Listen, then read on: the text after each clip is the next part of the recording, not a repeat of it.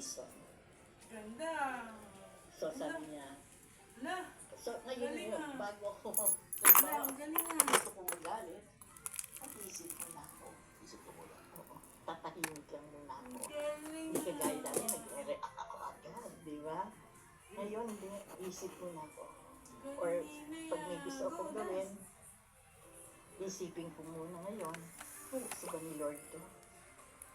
Will this bring me to heaven? If the answer is no, then I won't do it. Diba?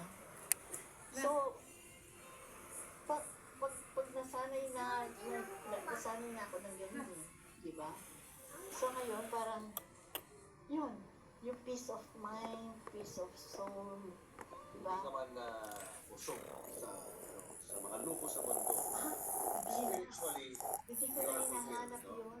Hindi ko na hinahanap yun. usok ka talaga sa sa pagmamahal ng Panginoon at pagsilbi sa Oh, Panginoon. yes. Oo. Nagpapamaligaya siya. Oo. Tsaka yung mga taong kasama ko dito, talagang lahat nakikita ko sila na parang iisa lang yung tinutumbok ba? Yung gano'n, di ba? Totoo pala yun, no? Na may mga taong katulad po rin yung sister, na you're a living testament na pwede pala magbago lahat, no?